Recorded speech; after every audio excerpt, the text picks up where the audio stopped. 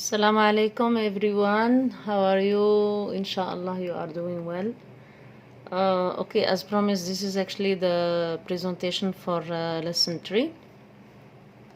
So in this lesson I will be talking more about the water, the transport of water, or movement of water through the plant, not only the leaf. Okay, so the water will travel from, if you recall what we have seen in lesson 1 and 2, the water will move from the root, then to the xylem, from the xylem to the leaves, and then to the air by transpiration. Okay, so the water will travel up the xylem vessel in the vascular bundles. This flow of water is called transpiration stream. If you do remember, we have many forces actually controlling that movement. So you have actually the stream of water. So, and we have these forces like a negative pressure, creating this negative pressure. This is what we call here the water tension or transpiration. Transpiration or water tension, because the molecule of water will stick to each other, so it will form like a thread or a stream. So, and the stream is pulled up because of this negative pressure, and you have the other pressure is actually a positive pressure which is pushing the water in actually, or what we call the root tension. The root tension. So here we have the water tension and the root tension. So the water will move from high water potential to very low water potential, which is actually in the air. So here you have the example negative 0.2, and here you have up to 90. Means it's very, very, very low. Negative 90, sorry. Okay, so here the water travels up the xylem vessel in the vascular bundles. So this flow of water is called transpiration stream. In the leaf, the cell sap in each cell is exerting a trigger pressure. So this one I explained already in chapter 3, if you remember, and also in chapter 7. So trigger pressure outwards on the cell wall. Okay, so when the vacuole become full or filled with water, it will actually push on the cell wall, and this is what we call trigger pressure. So this pressure forces some water out of the cell wall, so evaporating into the air space between the cells. So the water vapor passes by diffusion through the air space in the mesophyll. You remember the structure of the leaf, you have the air space in the spongy mesophyll, and out of the stomata. This is by transpiration. Okay, so you can see it here actually. So I have prepared a few slides for this. So here you have the water in the soil. From the soil it will be absorbed by the root hair cell. From the root hair cell it will pass the root cortex, and this, how does it pass, is actually always following the gradient of water potential from high to low. Then from root hair cell to the cells of the cortex, from the cells of the cortex to the xylem, and up to the leaves. So here you can see up to the leaves, and in the leaves towards the leaves. So the water will leave the xylem and it will enter the leaves, and from the leaves to the air space, then through the stomata, then to the air. Okay, so this is actually the pathway. It's from soil to root hair cells to cortex of the xylem, of the root, then the xylem, then the leaves, then through the stomata. Here I have another picture showing actually the same thing. So you have the water will pass from the soil to the hair cells, and these are actually in the epidermis of the root. Then you have the root cortex, from the root cortex to the xylem, and it will go up to the leaf. This is the leaf. So what do you have in the leaf? You have the epidermis, you have the palisades, you have the spongy mesophyll, and you have airspace, and you have stomata.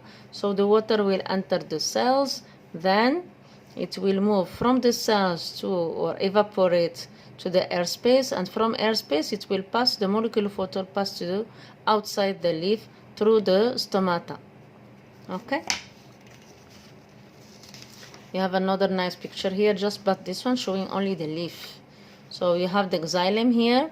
So this is the phloem, so this is the xylem. They put it in blue to show you that this is water. Of course, it's water and minerals.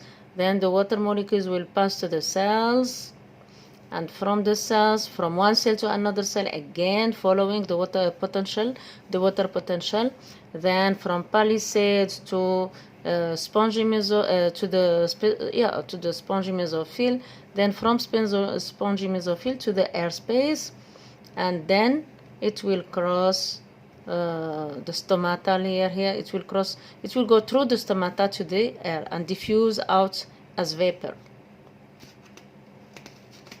Okay, so more water will be is drawn up to replace the evaporated one. So from the xylem vessels in the veins. So as a result, water is pulled through the xylem as a result, the water is pulled through the xylem vessels and up the stem from the roots.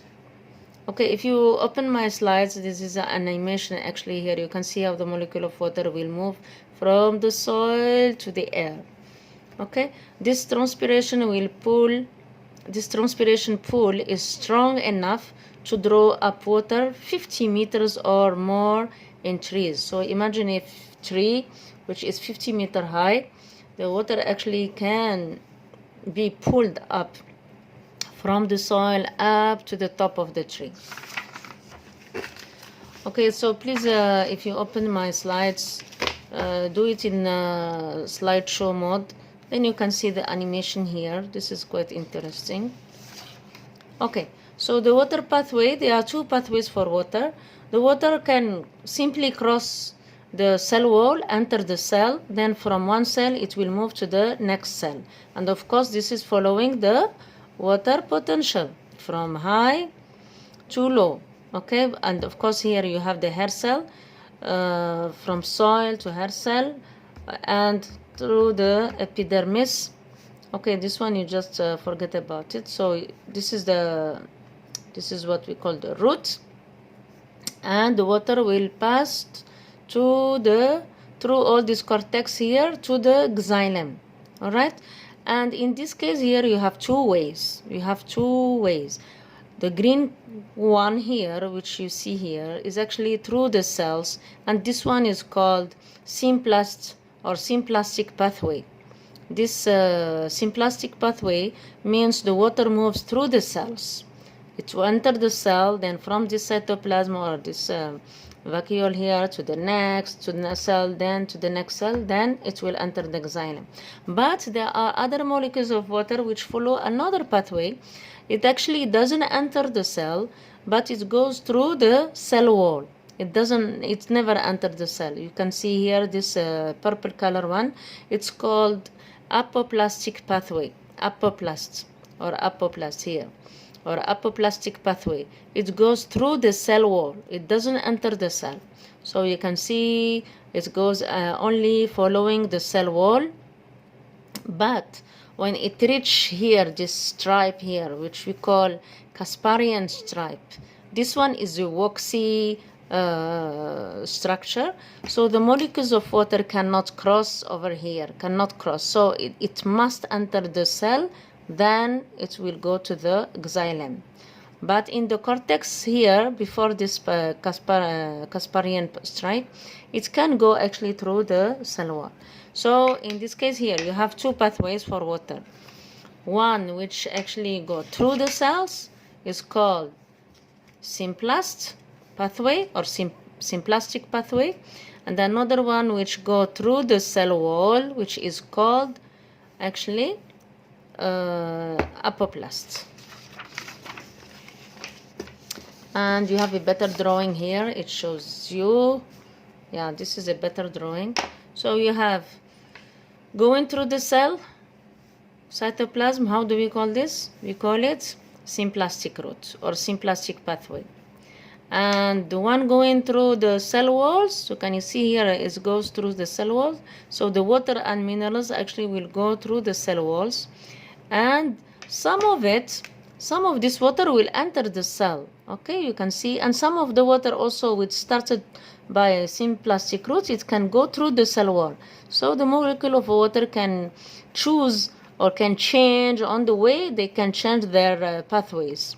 Okay, but what you need to know here, that the apoplastic pathway will stop at this what we call Casparian stripe, because it cannot cross it. You can see here it cannot cross. This is here between the two cell walls, right? So it cannot cross. It has to go through the cell, then only pass to the xylem. Okay? So this is what we call lateral transport in roots. So, and here you have the explanation. So the root hair will absorb the water and minerals which move along the walls comprising, this is what we call apoplastic. Minerals and water can cross the plasma membrane of root hair, enters the symplast. So this one, we call it symplast, where it enters the cell. When it go along the cell wall, we call it apoplast. Along the apoplast, some water, apoplast means through the cell wall. So some water and minerals are transported into the cytosol of the cell and then move via symplasts. Okay, means they will enter the cell. Okay. So the Casparian stripe is actually a belt of waxy material. Waxy means it's waterproof, cannot allow water to pass, and allows only minerals in the symplast to pass into the vascular bundle through the plasma membrane of the endodermal cells. But anyway, so here the water has to follow the symplastic pathway to cross this stripe. So cells in the vascular bundle will transport water and minerals through the plant. Alright, so here let's say you have these two cells, A and B. This is xylem. This is the xylem. And this is your cell B, and this is your cell A. So, and here we are in the leaf. Here we are in the leaf. So what do you have here? This is the cells. So this one you can see here is the airspace, the spongy mesophyll airspace, and here you have stomata. So how the water will, what is the pathway of the water? So the water will come from the xylem, then it can follow either two ways, apoplastic or symplastic. So you can see here the apoplastic is following the cell wall, there, it ends up later on. Then it can enter the cell. So some of it can also enter the cell. Some of it started symplastic, then will become symplastic. But at the end, what happened to the water? The water will evaporate from the cells, from the cell wall, because the cells here will become turgid. When these cells absorb water, it becomes turgid. This vacuole, when it becomes turgid, it actually will push on the cell wall, and this pressure will push some of the water to evaporate from the cell wall, and then they will leave the leaf through the stomata, and this is what we call transpiration. Okay, so here most of the water will travel along cell wall apoplastic route, most of it, but some of it still enter the cells. So a small amount of water will pass right through the cells, symplast route. Small amount of water will enter the cells. When leaf A lose water, when this one lose water, what will happen? The trigger pressure will be reduced and the water potential will increase. So more water will pass from cell B to A. So when leaf A lose water, its trigger pressure will fall. When this one lose water, the trigger pressure will fall. Okay, it's not turgid anymore. So this will allow water in the cell wall to enter the vacuole and so restore the sugar pressure. In condition when you have shortage of water, so what will happen? The cell A, okay? The cell A will lose water. So when you have shortage of water, what will happen? The cell A actually get water by osmosis. So this is wrong. The cell A got water by osmosis from cell B more easily than B can get it from the xylem vessel. Okay, so here the cell A can get the water from cell B more easily than this cell can get it from the xylem. Okay, faster means faster. So in this case, all the mesophyll cells will lose water faster than, this is also wrong, faster than they can absorb it from the vessel. Okay, so these cells will lose water faster than they can, so these cells here will lose water faster than they can absorb it from the xylem. So what will happen to the leaf? The leaf will wilt. And this one we already seen this, right? So what happened to the vacuole here? The vacuole will become, the vacuole will shrink, the cell will become flaccid, and the sugar pressure is low. So the whole plant, imagine this happening in the whole plant, so the whole plant will wilt. So water loss from the cell vacuole result in the cell losing their sugar and becoming flaccid. Okay, so wilting occur when the volume of water vapor lost by the leaf is greater than the absorbed by the roots. So wilting will be what? When the plant lose more water than the one absorbed by the roots. So here, if you have more water lost than the water absorbed, of course the cells will become flaccid, they will lose their sugar and they cannot stand up, so the plant will wilt. And of course the water move here following the water potential. Okay, so importance of transpiration. So actually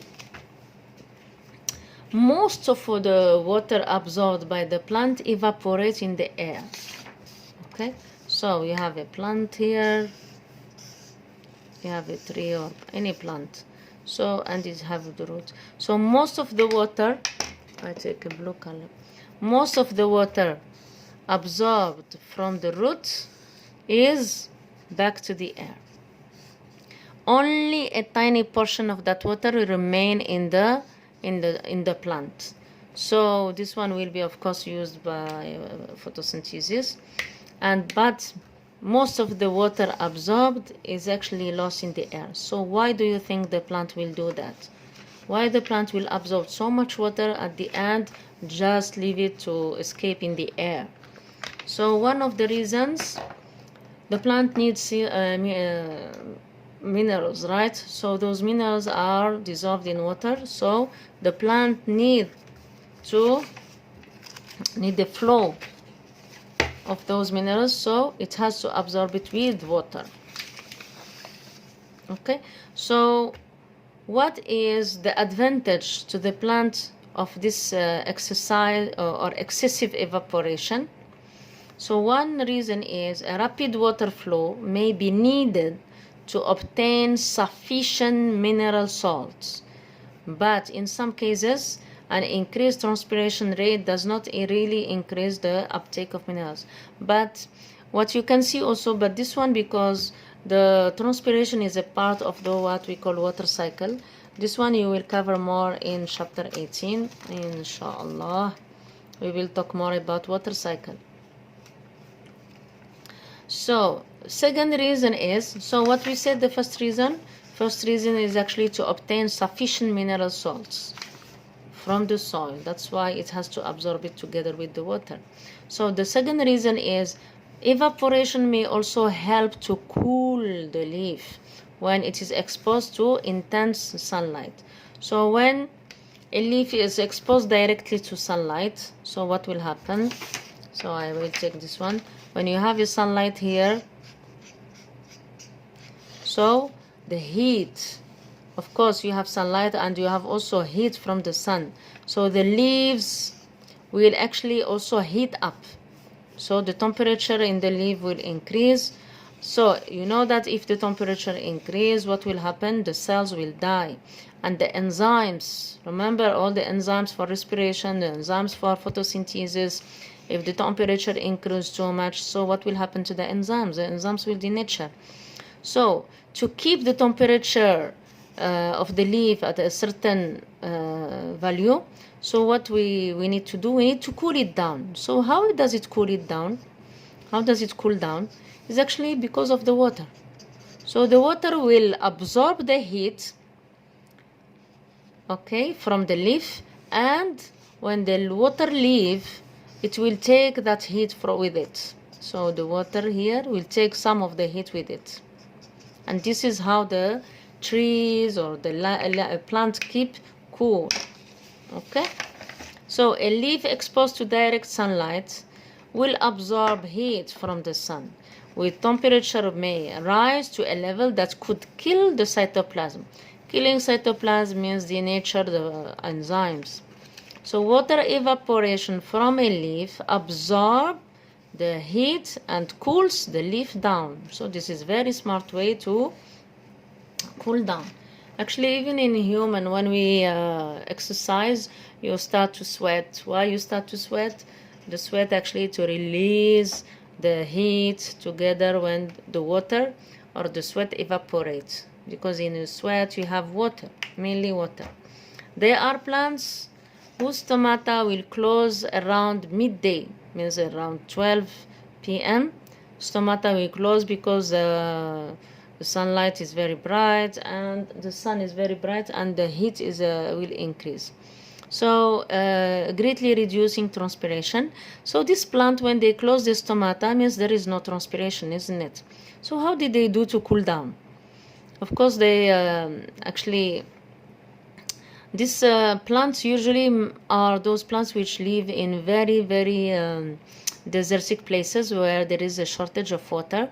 So during the midday they close the stomata so they don't lose too much water, but the problem is they are going to heat up. Okay, so how are they going to cool down? They have actually developed so how these plants avoid overheating, they some of them, they develop actually adaptive features in order to survive. So we will cover this also in chapter 18, inshallah. You can see there are some plants which develop different strategies to survive this kind of conditions. I'm not going to discuss it here, so I leave it to chapter 18. Okay, the role of stomata. Stomata we have already discussed in chapter 7, right? So the stomata will open and close. Mostly they are open during the day. Why? To allow, okay, I take one paper. So the stomata usually, okay, this is the stomata. You have here what we call guard cells, and you have here the palisades, and okay, then you have the spongy mesophyll, and you have the airspace, okay, and here you have vascular bundle, you have the phloem and the xylem and phloem. Okay, so the stomata during the day will open. Why? Because we discussed earlier that during the day you have sunlight, right? So how is you have sunlight means the photosynthesis is high, the photosynthesis rate is high. What does it mean? Means it consumes all the carbon dioxide to convert it into oxygen plus glucose, etc. Okay, means the concentration of carbon dioxide here is become low because most of the carbon dioxide will be used. So the stomata, when the concentration of carbon dioxide is low, the stomata will open to allow more carbon dioxide to enter. Okay, so the carbon dioxide, of course, it follows the concentration gradient. But during the night, during night, what will happen? The stomata close. Why? because during night you don't have photosynthesis anymore, you have only respiration. And the respiration actually you use up oxygen and glucose to produce carbon dioxide. So the carbon dioxide here will be high. So when the carbon dioxide here is high, the stomata usually close, so no more carbon dioxide is needed. Okay, so this is actually what we covered in chapter 7. And here actually the opening and closing of stomata is a bit more complex than what we have seen. So actually there are many factors involved in the opening and closing of the stomata. You have of course carbon dioxide concentration, and you have also light intensity. So the light intensity here, when you have photosynthesis, of course the carbon dioxide will reduce, then the stomata will open. So, and you have also humidity. So humidity will also affect the opening and closing of the stomata. So these factors will interact with each other. All these factors interact with each other. For example, when the light intensity is high, means the photosynthesis rate is high, means lower carbon dioxide concentration in the leaf, means the stomata will open. Okay, sorry, you can put it here, stomata, stoma open. Okay, during night you can know, you know already what will happen. Can you please open this animation, this one, just to show you how the opening of the stomata and closing works. So, and you have the guard cells here, and the opening and closing of the stomata I already explained. It depends also on the water potential. So more water will enter the cells. So what will happen? The cells will become turgid, and you do remember that here the cell wall is more thick on this side near the stomatal pore than the other sides, and this will create actually some difference. So when the cells become turgid and the turgor pressure increase, what will happen to the cells? The cell will extend, but not equally, but they will curve. When they curve, the stomatal pores will open, and in the other process the water will start leaving the cells. That's why here you can see the vacuole is small. So the water will start leaving the cells, and the cells become, the guard cells, the cells become flaccid. Then the stomatal pore will close. Okay, so please see the animation. You just click here, you click here to see the full animation. And that's all for this lesson. Thank you so much, and see you in the next lesson inshallah. Assalamu alaikum.